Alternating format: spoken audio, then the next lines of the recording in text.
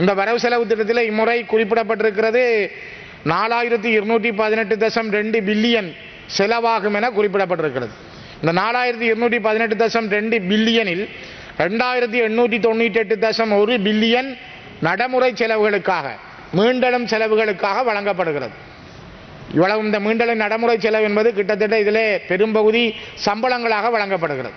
இந்த சம்பளங்களிலே பெரும்பகுதியை விழுங்கிக் கொள்பவர்கள் இந்த படையினராகவே இருக்கிறார்கள். எங்கள் நாட்டிலே இப்பொழுது கொஞ்சம் முதல் பிரதம அமைச்சர் அவர்கள் சொன்னார், இந்த நாட்டிலே கிட்டத்தட்ட 43,000 ஆசிரியர்களுக்கு பற்றாக்குறை இருக்கிறது. 2000 சொச்ச பேர் தேசிய பாடசாலைகளிலும் மிகுதி பேர் 41,000 பேர் வரை மாகாண பாடசாலைகளில் இருப்பதாக அவர் குறிப்பிட்டிருந்தார். உண்மையிலே கல்வியினுடைய அந்த விளைவு என்பது எவ்வளவு பேர் பற்றாக்குறையோடு இந்த நாடு இருக்கிறது. ஆனால் இந்த யுத்தம் இல்லாத ஒரு நாட்டிலே படையினர் குவிக்கப்பட்டிருக்கிறார்கள். இவர்களுக்கான சம்பளம் வழங்கப்படுகிறது. இதே படையினரை நீங்கள் வடக்கிலே பார்த்தீர்கள் என்றால் அவர்களுக்கு இவ்வளவு சம்பளம் வழங்குகின்றீர்கள், இத்தனை முகாம்கள் வைத்திருக்கிறீர்கள், இவர்களை வைத்தே ஒரு திறந்த வெளி சிறைச்சாலையை வடக்கிலும் கிழக்கிலும் நடைமுறைப்படுத்துகின்றீர்கள். அவ்வாறு இருக்கிற பொழுது படையினர் தோட்டம் செய்கிறார்கள். பலாலி இராணுவ முகாமை சுற்றி பல இடங்களிலே படையினருடைய தோட்டங்களில் செய்யப்படுகின்ற உணவுப் பொருட்கள், மரக்கறி வகைகள் யாழ்ப்பாணத்தினுடைய சந்தைகளில் விற்பனைக்கு வருகிறது. அதே போல படையினர் சலூன் நடத்துகிறார்கள். கௌரவ பிரதி சபாநாயகர் அவர்களே, உலகத்திலே பல நாடுகள் உண்டு, படையினர் வைத்திருக்கிறார்கள்.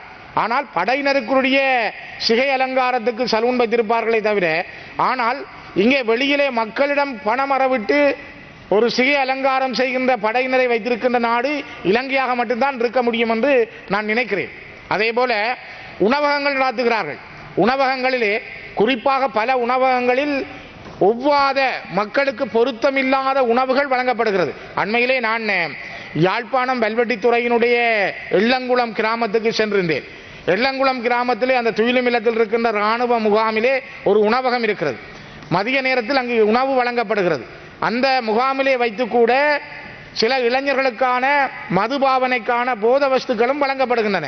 சில இளைஞர்கள் அந்த முகாமிலே உடுப்பில்லாமல் இருந்ததை என்னுடைய கண்களால் நான் பார்க்க முடிந்தது.